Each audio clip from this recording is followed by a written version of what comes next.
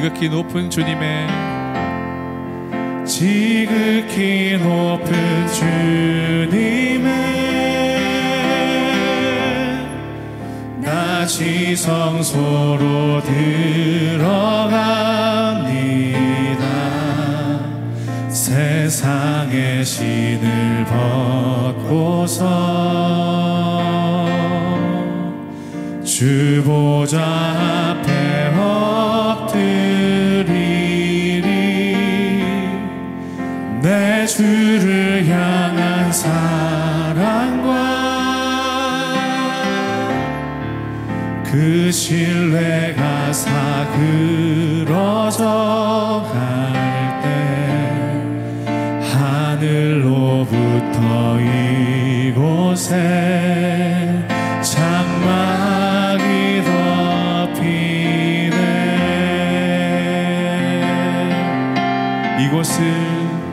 이곳을 덮으소서. 이곳을 비추소서.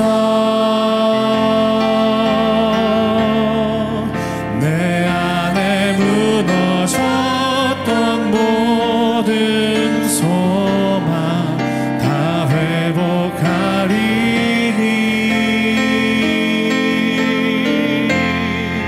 이곳을 지나소서. 이곳을 만지소서. 내 안에 죽어가는 모든 예배 다 살아나리라.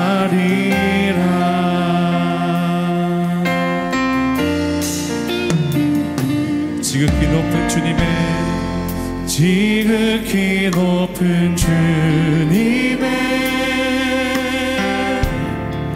낮이 성소로 들어가.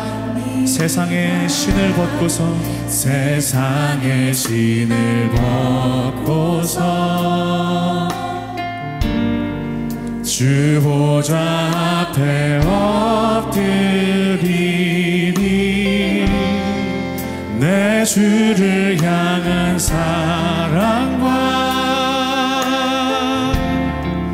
그 신뢰가 사그러져 갈 때 하늘로부터 이곳에 장막이 덮이네. 고백합니다. 이곳을 덮으소서. 이곳을 비추소서. 내 안에 무너졌던 모든 소망 다 회복하리니.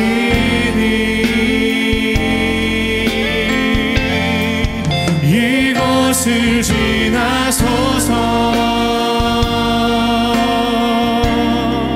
이곳을 만지소서. 내 안에 죽어가는 모든 예배 다 살아나리라. 함께 고백합니다. 이곳을 덮으소서. 이곳을 비추소서. 내 안에 무너졌던 모든 소망 다 회복하리니.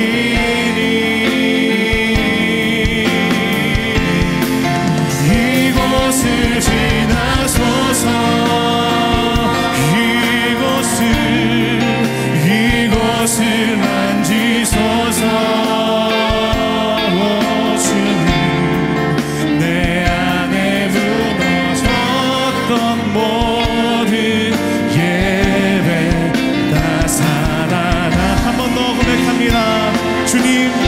이곳을 덮으소서.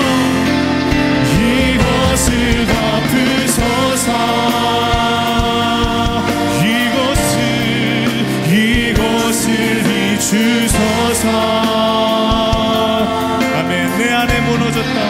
내 안에 무너졌던 모든 소망 다 회복하리니. 오 주님, 이곳을 지나소서.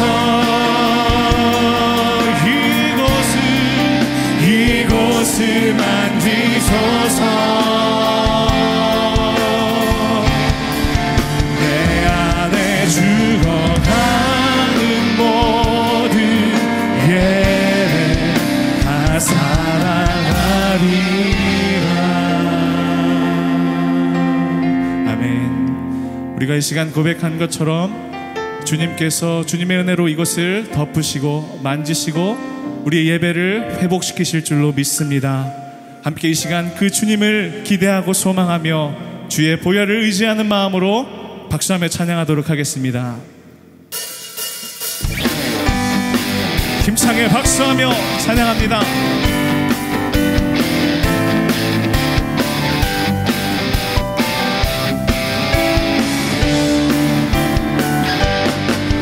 예수 십자가의 피로써 그대는 씻기어 있는다.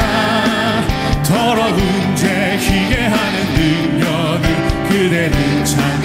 예수 십자가의 흘림, 예수 십자가의 흘린 피로써 그대는 씻기어 있는다. 더러운 죄 희게 하는 능력을 그대는 참지 않는다. 예수의 보혈로 그대는 씻기어 있는가. 마음속에 여러가지 죄악이 깨끗이 씻기어 있는가. 주 예수와 밤낮으로 늘 함께 그대는 행동을 하는가. 아무 때나 어디서나 그대는 십자가. 다시 한번 고백합니다. 주 예수와 밤낮으로 늘 함께 그대는 행동을 하는가. 아무 때나 어디서나 십자가 붙들고 예수의 보혈로 그대는 씻기어 있는가. 마음속에 여러가지 죄악이 깨끗이 씻기어 있는가. 주님 예수 다시 올 때 그대는 영접할 예복이 있는가. 그대 몸은 거룩한 곳 천국에 그렇게 3절 찬양합니다. 주님 예수 다시 올 때 그대는 영접할 예복이 있는가. 그대 몸은 거룩한 곳 천국에 들어갈 준비가. 아멘. 예수의 보혈로 그대는 씻기어 있는가. 마음속에 여러가지 죄악 깨끗이 씻기어 있는가. 모든 죄에 더러워진 내 몸을 주 앞에 지금 나 벗어서 샘물같이 솟아나는 보혈로 보다 모든 죄에 더러워진 내 몸을 주 앞에 지금 나 벗어서 샘물같이 솟아나는 보혈로 눈보다 덜리. 아멘. 예수의 보혈로 그대는 씻기어 있는가. 마음속에 여러가지 죄악 깨끗이. 예수의 보혈로 그대는 씻기어 있는가. 마음속에 여러가지 죄악. 예수의 보혈로 씻기어 있는가. 예수의 보혈로 그대는 씻기어 있는가. 마음속에 여러가지 죄악 깨끗이. 마지막으로 고백합니다. 예수의 보혈로 그대는 씻기어 있는가. 할렐루야. 마음속에 여러가지 죄악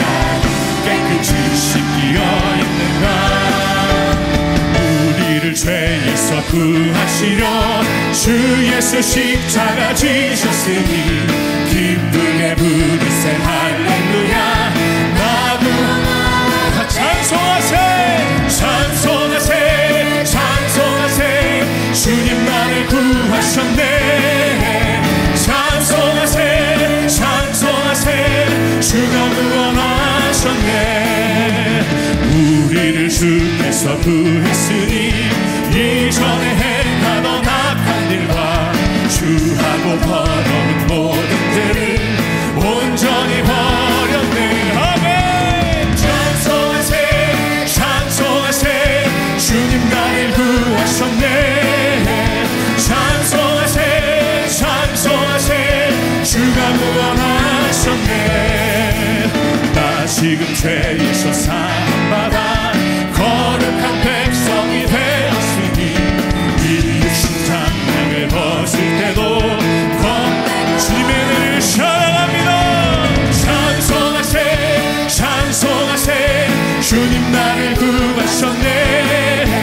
찬송하세 찬송하세 주가 구원하셨네.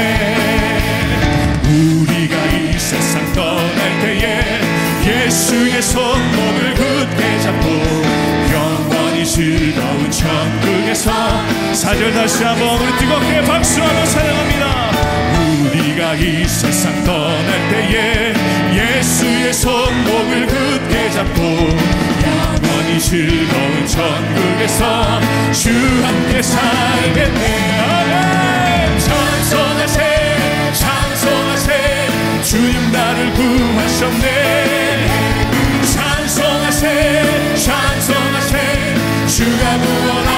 찬송하세 찬송하세 찬송하세 주님 나를 구하셨네. 찬송하세 찬송하세 마지막으로 고백합니다. 찬송하세 찬송하세 찬송하세 주님 나를 구하셨네. 찬송하세 찬송. 주님의 보혈을 계속해서 찬양합니다. 죄에서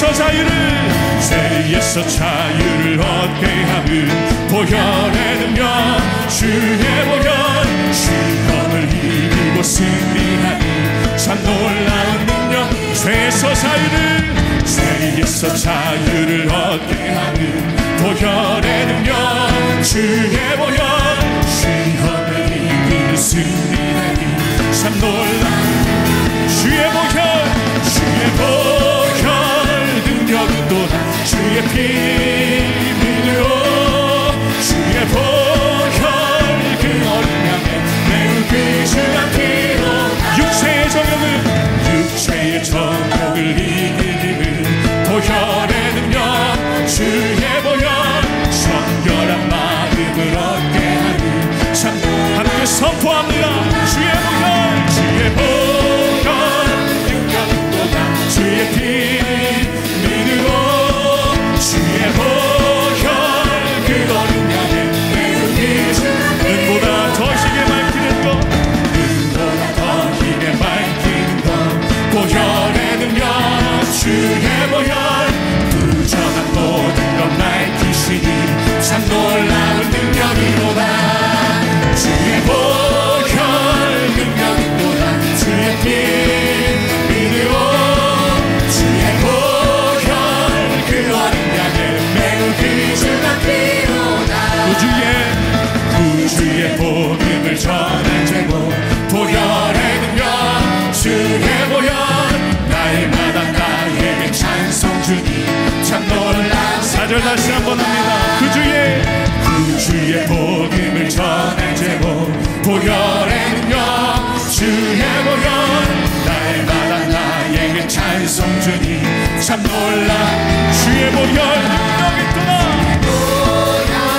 능력이 또한 주의 피 믿으로 주의 보혈 그 어린 양의 매우 귀중한 주의 보혈 능력 또한 주의 피 믿으로 주의 보혈 그 어린 양의 매우 귀중한 주의 보혈 능력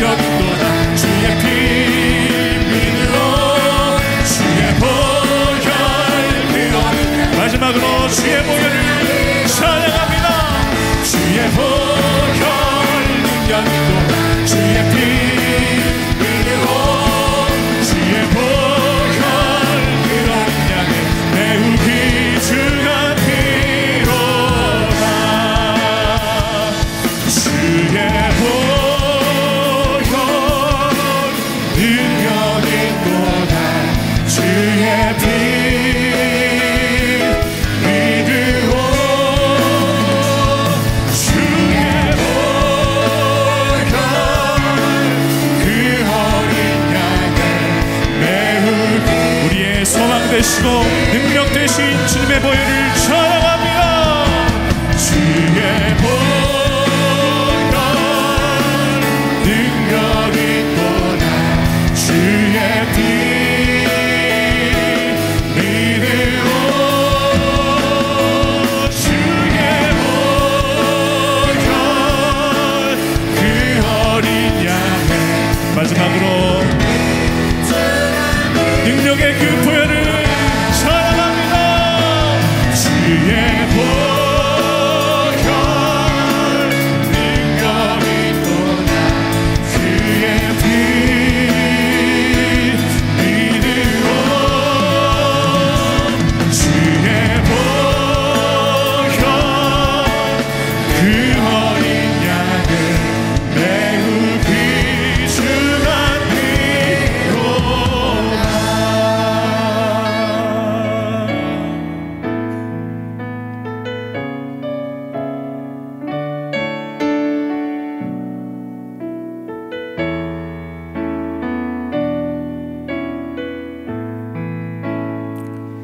괴로울 때 주님의 얼굴 보라 위화의 주님 바라보아라 세상에서 시달린 친구들아 위로의 주님 처음부터 고백합니다. 괴로울 때 주님의 얼굴 보라. 괴로울 때 주님의 얼굴 보라 평화의 주님 바라보아라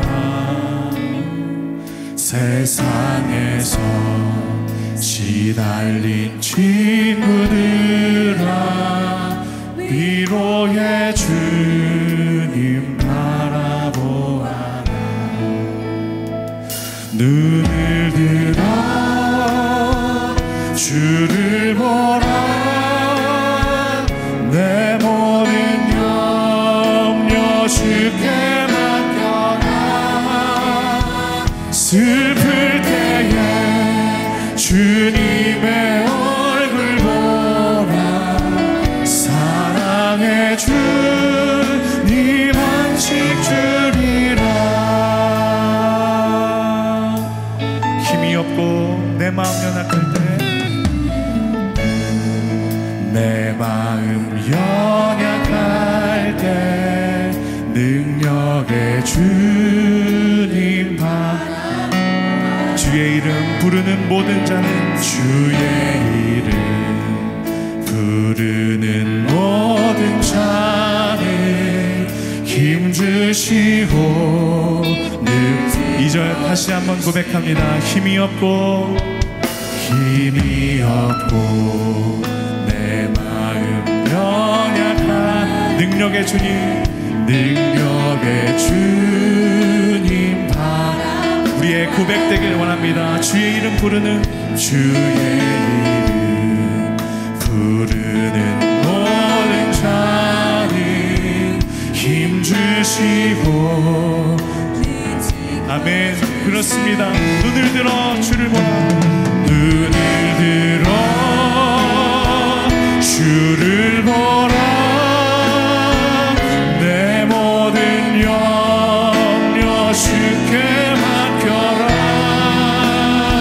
슬플 때에 주님의 얼굴 보라 사랑의 주님 안식 주 눈을 들어 주를 보라 주를 보라 내 모든 염려 주께 맡겨라 슬플 때에 주님의 얼굴 보라 사랑의 주님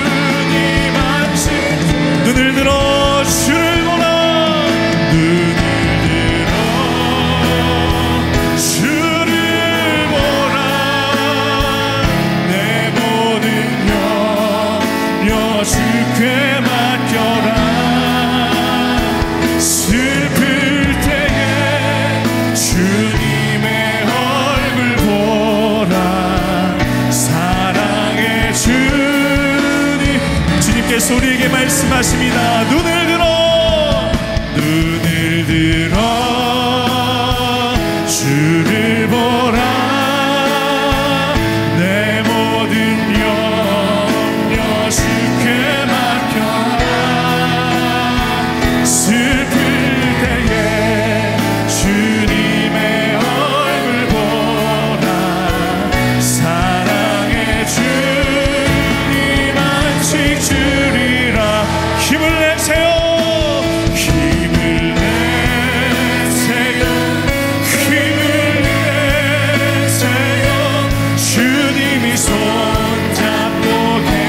주님께서 우리 같은 이 두 손을 잡고 계십니다.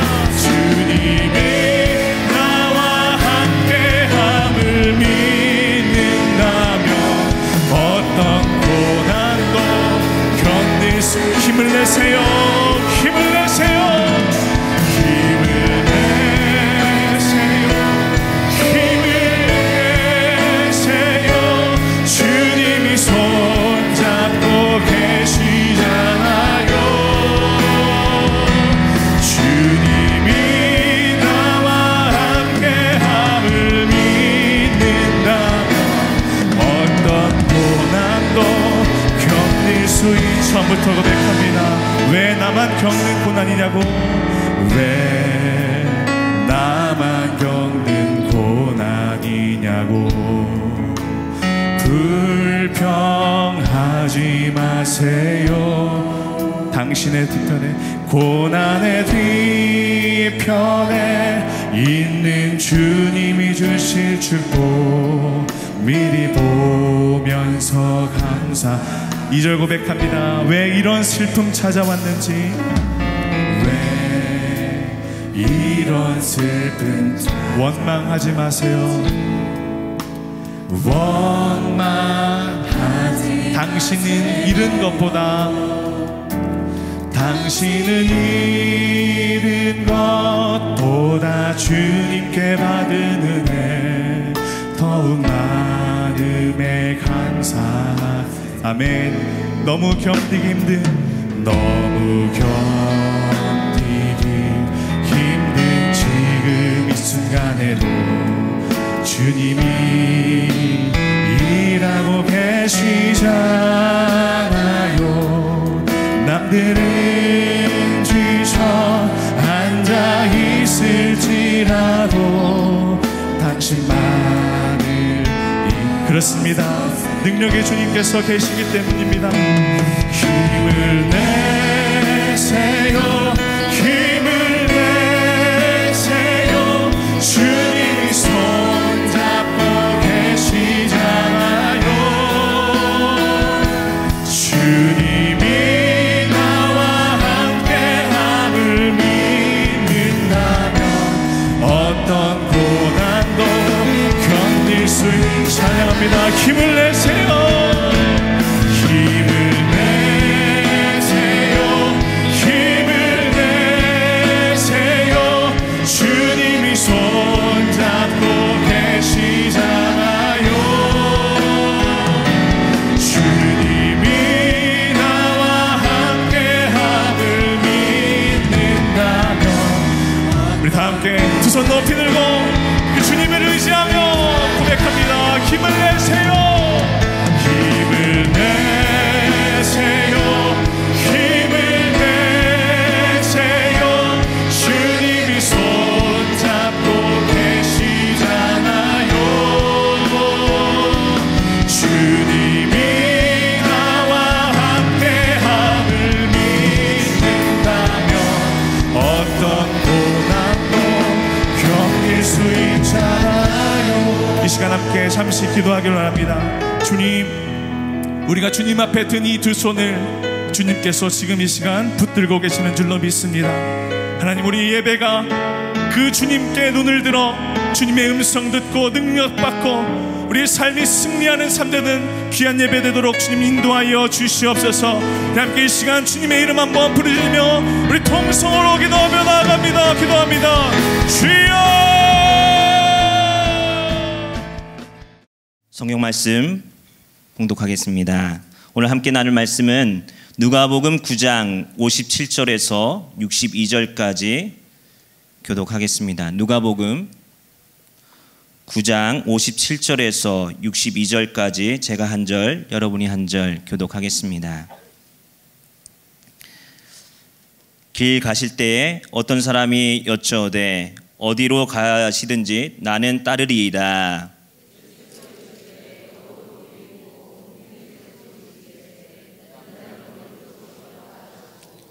또 다른 사람에게 나를 따르라 하시니 그가 이르되 나로 먼저 가서 내 아버지를 장사하게 허락하옵소서.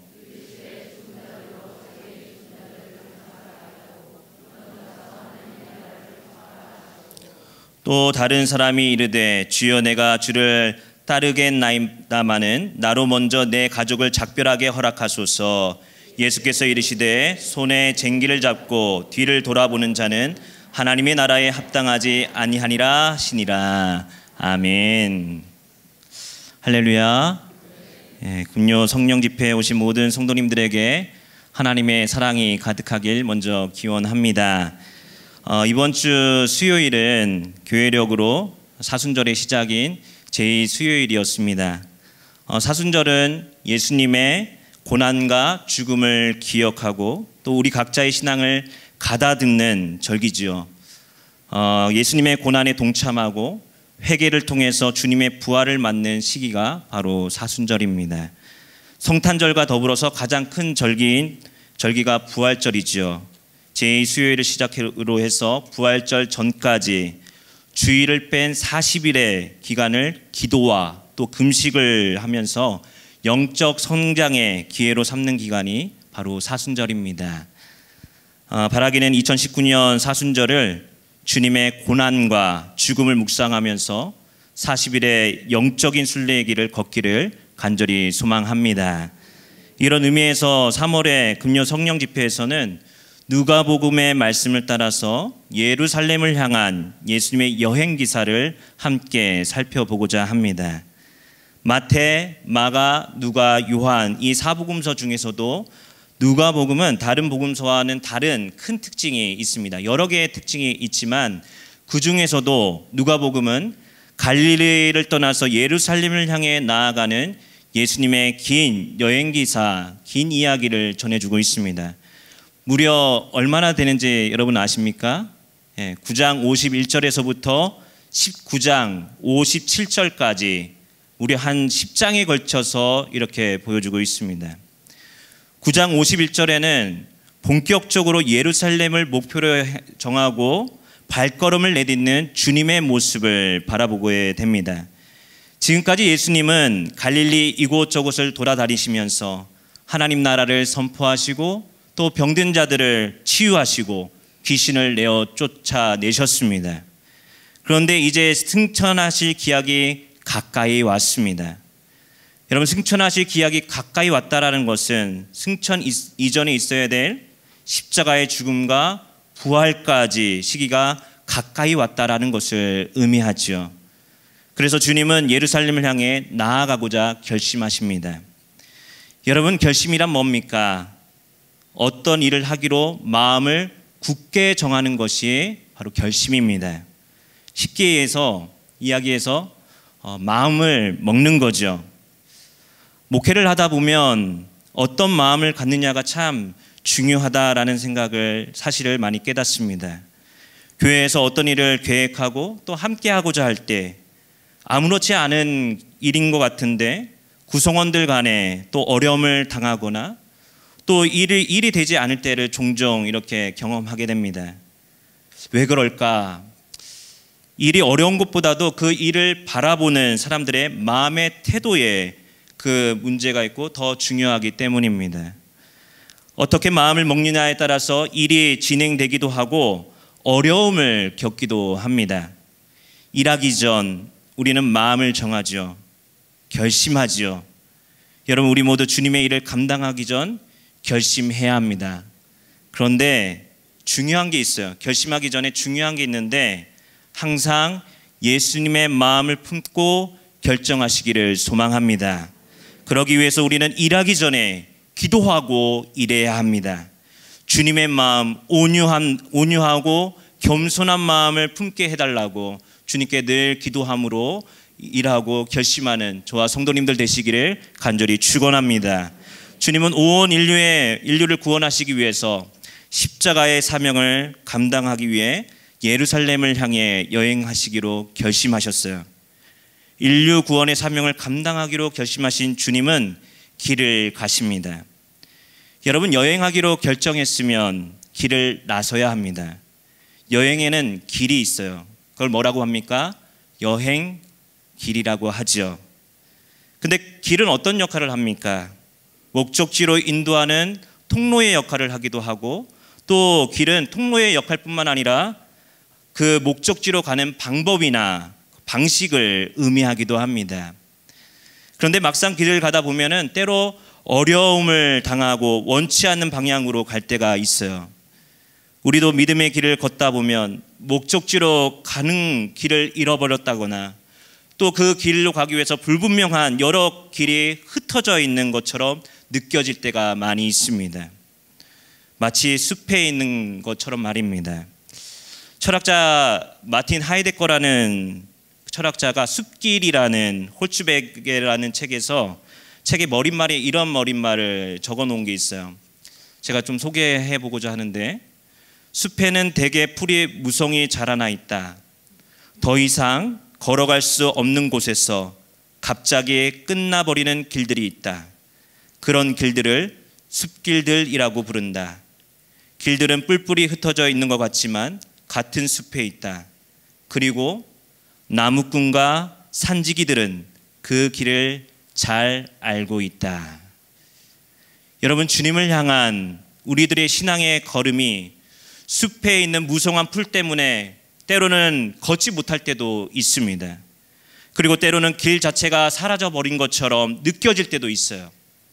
하지만 분명한 사실은 큰 숲이라는 하나님 품 안에 우리 모두가 거하고 있다는 사실입니다. 그리고 예수님은 그 크신 하나님의 숲에서 구원으로 갈 수 있는 유일한 길이 되어 주시고, 그리고 그 길로 나아갈 수 있는 방법이 되어 주십니다. 구원의 길 되시는 예수님은 구원의 길을 우리를 인도하시는 분이 바로 예수님이십니다. 예루살렘을 향해 나아가시는 모습 속에서 주목해야 될 것이 바로 이 점입니다. 여행길에 나선 주님은 그 길을 함께 가자고 우리 모두를 다음과 같이 여행길에 초대하십니다. 누가복음 9장 23절 말씀해 보면, 또 무리에게 이르시되 아무든지 나를 따라오려거든 자기를 부인하고 날마다 제 십자가를 지고 나를 따를 것이니라. 아멘. 여행길을 나서는 예수님은 그 길을 함께 하는 제자들에게 요구하십니다.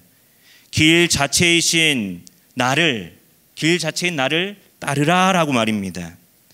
여러분, 제자가 된다라는 것은 주님을 따라가는 것입니다. 그런데 막연히 따라가는 것이 아닙니다. 내 생각대로, 내 의지대로, 내 경험대로 따라가는 것이 아닙니다. 주님을 추종하는 것도 아닙니다. 앞에서도 말씀을 드렸지만 주님의 마음, 주님의 결심을 따라서 걸어가야 합니다. 그러기에 제자의 길은 문화생활이라든지 종교생활이 아닙니다. 제자가 된다라는 것은, 즉 예수 그리스도를 믿는 것은 시간이 남아가지고 하는 취미생활이 아닙니다. 주님을 구체적으로 따르는 것이 바로 저와 여러분의 삶 그 자체입니다. 구체적인 따름은 다른 모든 것을 제쳐놓고 하나님 나라, 하나님의 뜻을 최우선에 두고 살아가는 것이 바로 저와 여러분에게 요구하고 있는 주님의 초청입니다. 그런데 주님을 따름은 내 의지와 신념으로 출발하지 않는다라는 거예요. 주님을 따르겠다라는 제자도의 원천은 예수님의 결심, 예수님의 마음에 있습니다.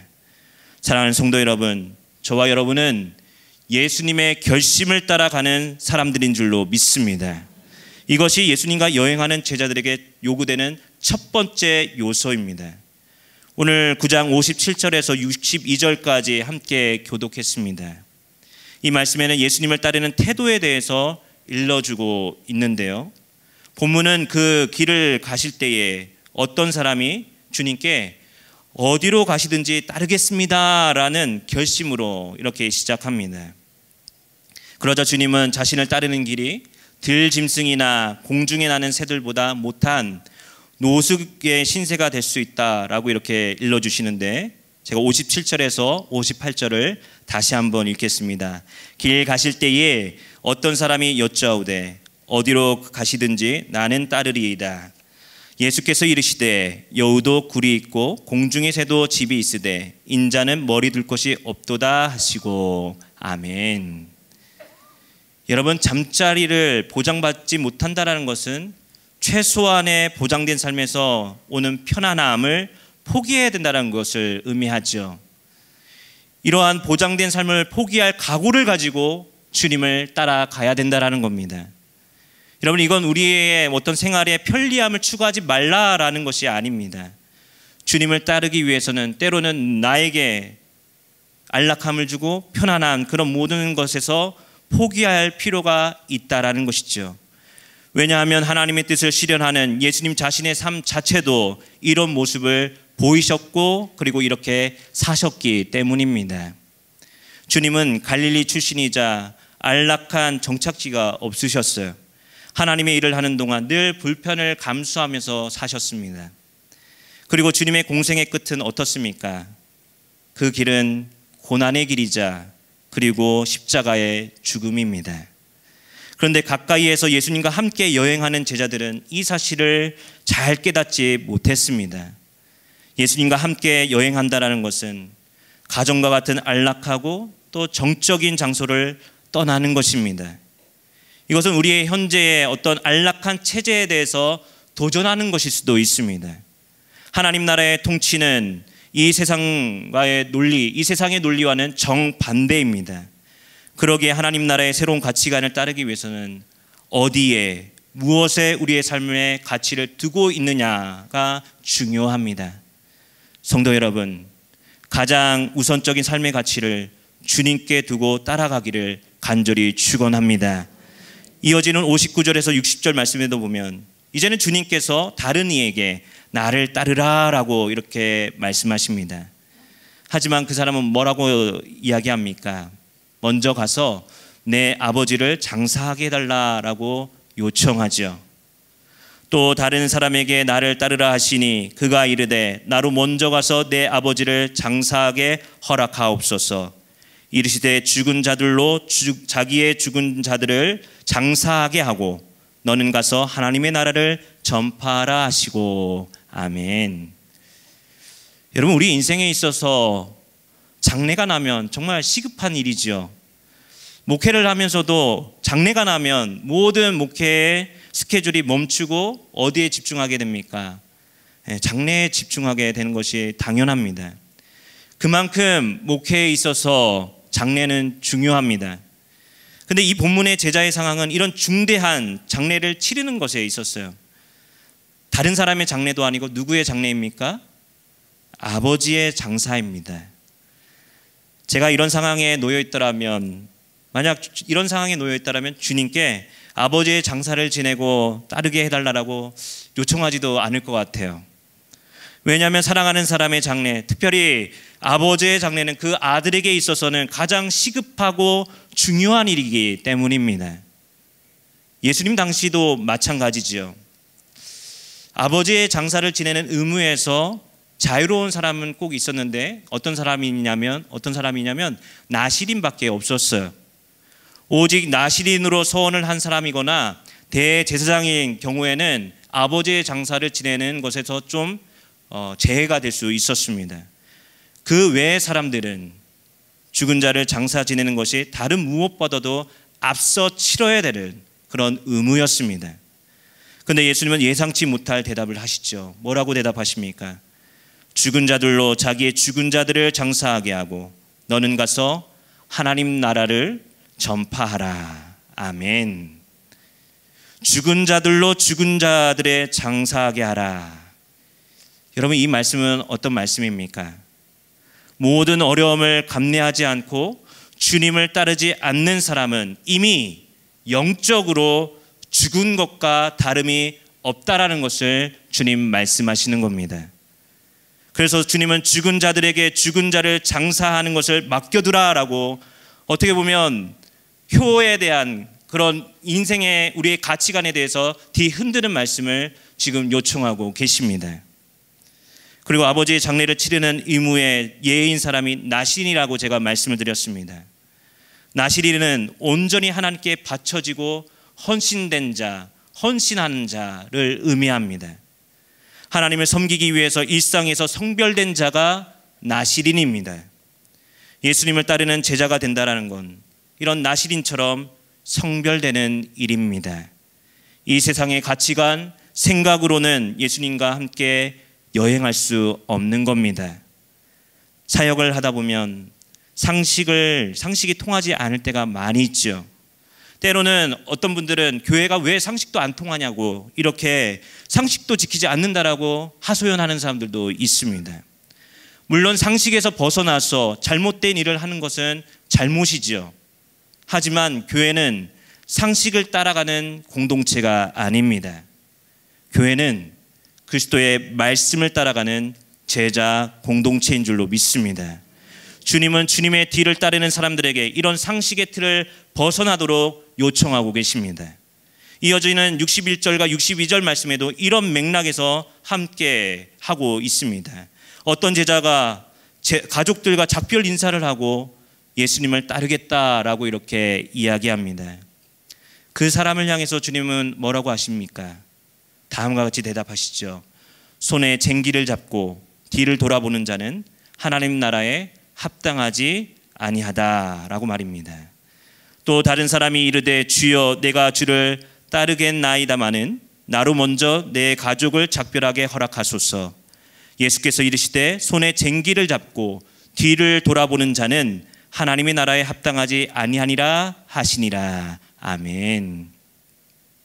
주님은 가족과의 작별 인사조차도 허락하지 않으십니다. 여러분, 이건 너무한 거 아닙니까? 이건 뭐 예의조차 없는 것 같아 보입니다. 하물며 여러분, 구약의 예언자 중에 예언자가 누구죠? 엘리야죠. 근데 엘리야가 제자인 엘리사를 부를 때에 엘리사가 그의 부모와 작별 인사를 하는 것까지 엘리야는 엘리사에게 허락해 줍니다. 열왕기상 19장 19절 이하의 말씀에 보면, 제가 19절부터 21절까지 한번 읽겠습니다. 엘리야가 거기서 떠나 사밧의 아들 엘리사를 만나니 그가 12 겨리소를 앞세우고 밭을 가는데 자기는 12째 겨리소와 함께 있더라. 엘리야가 그리로 건너가서 겉옷을 그의 위에 던졌더니 그가 소를 버리고 엘리야에게로 달려가서 이르되 청하건대 나를 내 부모와 입맞추게 하소서. 그리한 후에 내가 당신을 따르리이다. 엘리야가 그에게 이르되 돌아가라. 내가 내게 어떻게 행하였느냐 하니라. 엘리사가 그를 떠나 돌아가서 한 겨리소를 가져다가 잡고 소의 기구를 불살라 그 고기를 삶아 백성에게 주어 먹게 하고 일어나 엘리야를 따르며 수종 들었더라. 아멘. 여러분, 엘리사는 엘리야의 부름에 대해서 주저없이 소와 밭을 버리고 엘리야를 따릅니다. 하지만 엘리사는 허락을 받아서 부모와는 좀 작별할 수 있는 인사를 나누죠. 하지만 예수님은 가족과의 작별 인사조차도 허락하지 않으십니다. 주님은 왜 뒤를 돌아볼 겨를도 없이 빨리 자신을 따르라라고 이렇게 매몰차게 이야기하시는 걸까요? 이것은 단지 가족을 버리고 떠나라라는 말씀이 아닙니다. 여러분, 우리 모두에게는 가족이 소중합니다. 그러나 예수님과 여행을 결단하기 위해서는 가장 소중한 가족보다도 주님을 최우선적으로 여길 수 있는, 그리고 하나님의 뜻을 최우선적으로 여길 수 있는 결심이 필요하다라는 겁니다. 예수님의 뒤를 따르겠다라는 결심은 세상 어떤 가치와 중요한 일도 내려놓을 수 있어야 합니다. 아버지가 돌아가신 후에 장사 지내고 예수님을 따르겠다라는 효성 어린 태도도, 부모에게 작별 인사를 하고 예수님을 따르겠다라는, 제자가 되겠다라는 예의 바른 태도도 주님이 원하시는 결심이 아닙니다. 성도 여러분, 주님을 따르겠다라는 결심은 무엇이 우리에게 가장 시급한 일인지를 아는 것입니다. 여러분에게 있어서 가장 시급한 일이 무엇입니까? 가족입니까? 아니면 사업입니까? 아니면 건강입니까? 아니면 지금 꼬여있는 여러 가지 문제입니까? 우리는 예수 그리스도의 십자가의 사건을 성취된 하나님 나라와 장차 도래해야 할 하나님 나라 사이를 지금 살아가고 있습니다. 우리는 이미와 아직 아님 사이 시간, 이것을 중간 시대라고 하는데, 이 중간 시대를 우리가 지금 살아가고 있지요. 그러기에 주님을 따르는 우리는 어떤 일이 시급한지를 잘 구별하면서 살아가야 합니다. 대부분 많은 일을 할 때 여러 가지로 일들을 분류해서 일을 합니다. 그러면 효율적으로 일을 할 수 있지요. 가령 중요하지 않으면서 바쁘지 않은 일도 있습니다. 그리고 중요하지 않으면서 또 바쁜 일도 있어요. 그리고 중요하지만 좀 미뤄서 바쁘지 않은 일도 있습니다. 그리고 중요하고 급박한 일도 있습니다. 여러분, 이 네 가지 종류의 일 중에 가장 무엇을 최우선적으로 하겠습니까? 여러분, 무엇을 가장 최우선적으로 하겠습니까? 중요하면서도 급한 일이죠. 그런데 제자에게 주님을 따르는 일은, 저와 여러분에게 지금 이 순간 사순절을 맞이하면서 저와 여러분에게 요청하고 계시는 주님의 결단은 무엇입니까? 함께 예루살렘을 향해 나아가고자 하는 주님의 그 여행길에 동행하는 제자들에게, 저와 여러분들에게 지금 요청하고 계시는 그 결심은 무엇입니까? 중요하면서도 급한 일을 감당하라는 겁니다.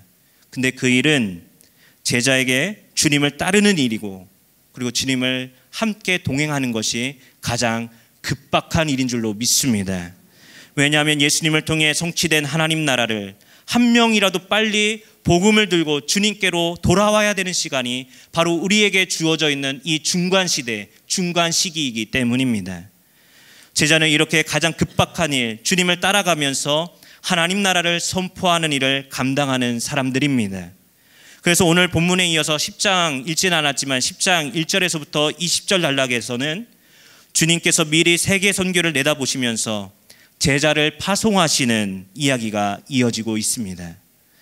제자에게는 긴 인사로 길에서 시간을 낭비할 그런 여유도 없습니다. 부지런히 무엇을 해야 됩니까? 하나님 나라의 복음을 전해야 합니다.